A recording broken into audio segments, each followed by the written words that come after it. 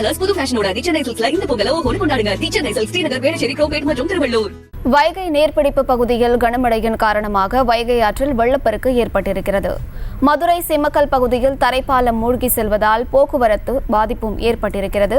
இதுகுறித்தான மேலும் விவரங்களை கொடுப்பதற்காக செய்தியாளர் பாலமுருகன் இணைப்பில் இருக்கிறார். பேசலாம். பாலமுருகன், கனமழையால் பொதுமக்கள் மற்றும் போக்குவரத்தும் பாதிக்கப்பட்டிருக்க விவரங்கள்.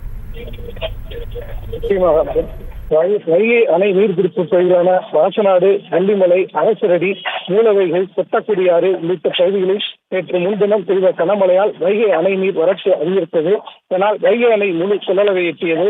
இதனால் அணைக்கு வரும் உபரி நீர் திறந்து விடப்பட்டதால் வைகை ஆற்றில் வெள்ளப்பெருக்கு ஏற்பட்டுள்ளது. தேனி மாவட்டம் ஆண்டிப்பட்டி அருகே 77 அடி உயரம் கொண்ட வைகை அணையின் முழு கொள்ளளவு 70 அடியாக நிறைக்கப்பட்டிருந்தது.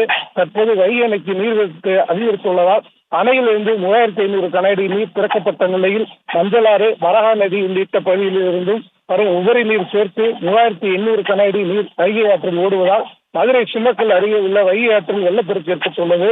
சிம்மக்கல் தரைப்பாலம் முங்கி செல்கிறது. அதோடு ஸ்மார்ட் சிட்டி திட்டத்தால் வைகை ஆற்றின் இருகரையிலும் சர்வீஸ் சாலைகள் அமைக்கப்பட்ட நிலையில் அவற்றிலும் வெள்ளப்பெருக்கு ஏற்பட்ட நிலையில் வாகன ஓட்டிகள் சிரமத்துடன் வாகனம் கடந்து சென்றனர். இதனால் போக்குவரத்து நெரிசல் ஏற்பட்டது. ஏராளமான போலீசார் பாதுகாப்பு பணியில் நிறுத்தப்பட்டுள்ளார்கள். மேலும் வெள்ள அபாய எச்சரிக்கை மாவட்ட நிர்வாகம் சார்பில் ஆறில் இறங்கவோ, குளிக்கவோ, செல்ஃபி எடுக்கவோ கூடாது என்று அறிவித்து வந்தாலும் கூட பொதுமக்கள் தரைப்பாலத்தில் நடந்து செல்வது, தூங்குவது, குளிப்பது என்றும் ஆபத்தை உணராமல் சென்று வருகிறார்கள்.